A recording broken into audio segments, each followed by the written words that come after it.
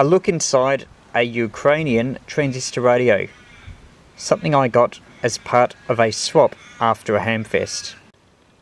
It's a pocket radio that unusually covers two bands.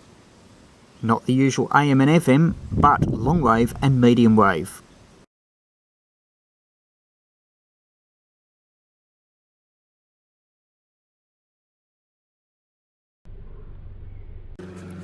It comes with the instruction book.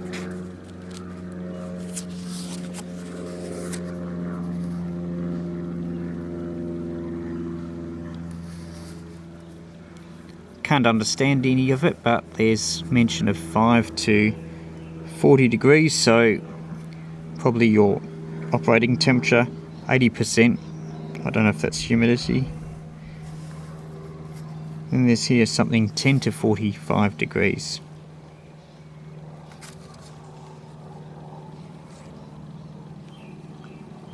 That is probably what comes in the box. That they are the 3 batteries, and there's probably the radio, maybe the instruction manual, and possibly earphones.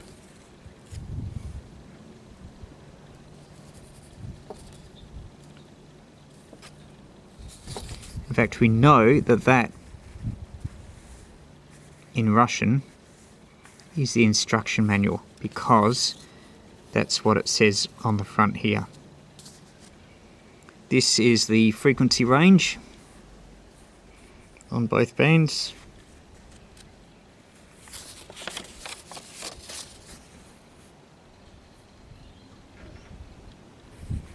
And these are obviously its dimensions.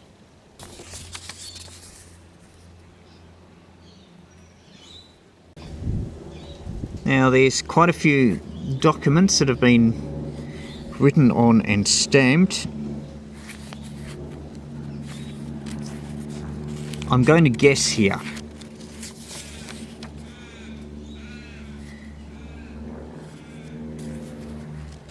I'm going to guess that people would have required a radio license, or at least have all their names and addresses taken if you were buying radio gear.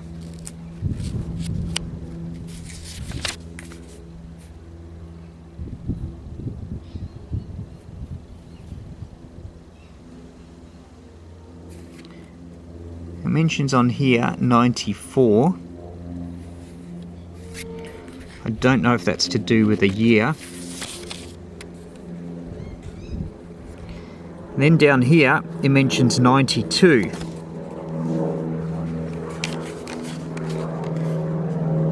On the back of the radio it says 89, whether that's October. So I would say that this radio would be about 30 years old. And on the back here are the band change between long wave and medium wave. There's quite a few differences between this radio and those we're most used to seeing from Japan, then Hong Kong, Taiwan, and more recently China. As a trivial point, instead of a ribbon for the battery release string, this is actually just a bit of string.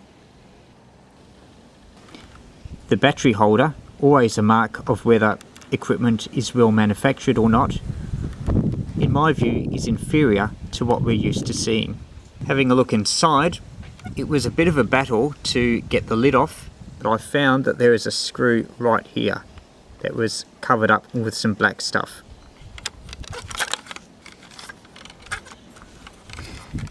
And even with it open, because of the way that the sockets and the battery connections are on a different piece of plastic to the speaker, that means that you can't actually take the lid off without unsoldering it. Having a look inside, one of the things about this radio that makes it unusual is that it's a long wave and medium wave pocket radio. The implications of that include a much bigger coil, as you can see with all those turns and layers. Also, you can see the two coils here for the local oscillator. The components look a bit different. Resistors don't have the usual stripes. The values are just written on them. The transistors are in metal cans, though not all of them, like old 1960s, 1970s transistors. Although there is one down here in a more modern plastic case. But interestingly, there's an IC. It's unusual having a circuit that has both a combination of an IC and old style looking components. Also, that big metal can, that is an electrolytic capacitor. It's just bare metal. We're used to seeing them covered with some sort of blue or yellow jacket with the value printed on, but not in this case.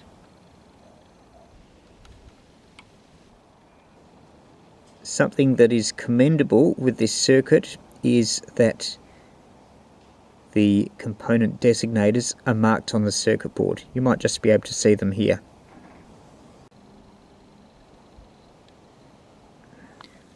What is marked CB is medium wave,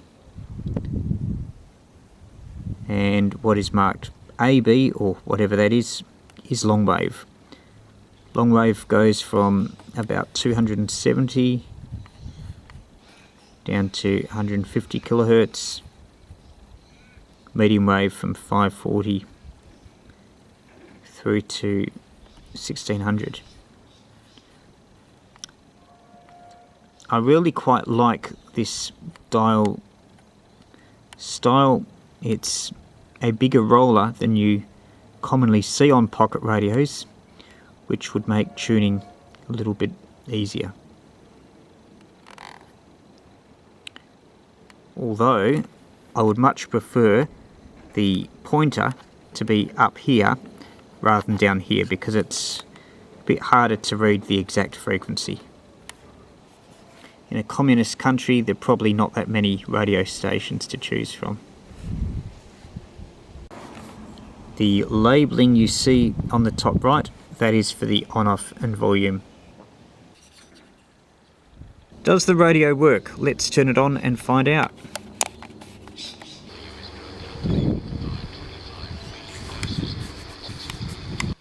The sensitivity of the radio is not that it should be. Possibly it just needs realigning. However, I've just got a wire. It's actually a feed line to a larger outdoor antenna. And when I put that near the radio, the signal levels increase a lot. Όχι, ο πατέρας μου έπαιζε κιθάρα. Α, το πατέρας, εγώ το παίζει μαζί. Το έχω μετανιώσει που δεν έχω ασχοληθεί καθόλου. Αλλά θα το ζηλεύω πάρα πολύ αυτό το πράγμα. 14 on the peninsula and in the city, and 15 for Geelong. Showers easing Saturday, 13, and showers increasing Sunday. The volume control works very well. Wind warning for Port Phillip. No winds westerly 15 to 25 knots, reaching up to 30 knots in the south. Seas around 1 to 1.5 metres. The new Nissan Navara has landed. Get a new Nissan Navara. I was a kid. We loved waving at all the kids. A friend and I used to catch Puffing Billy from Belgrave to her house in Menzies Creek after school. That is so cool. As locals, we could use a normal train ticket. We were teenagers and thought it was extremely embarrassing. Oh, but Amber in Yarraville, I bet now you think about that and think, oh my gosh, that was one of the great things in life. And this from Scott in Beaumaris. JP, we used to have a Puffing Billy as a park playground in Beaumaris until the mid-80s. Then it was taken back and is now back in use as one of the Puffing Billy fleet. I have the old and new pics somewhere. Well, we were speaking to, I think it was David earlier, who was first-time caller, and Peter did not like me singing that song, Peter, about the original engine. So, yeah, there's a little bit of chat around that as well, which I am planning to go out to Puffing Billy to put my legs out the window, so we'll see how we go with finding out a bit more information. Karen joins us from Williamstown. Good afternoon, Karen. Oh, hello, Jacinta. How are you, Karen? Very good, thank you. Lovely, lovely day today. It is a beauty day. Williamstown looking better than ever? It is, of course. Does Williamtown ever look bad? I don't think so. It's beautiful in winter. It's beautiful. Music 3MP.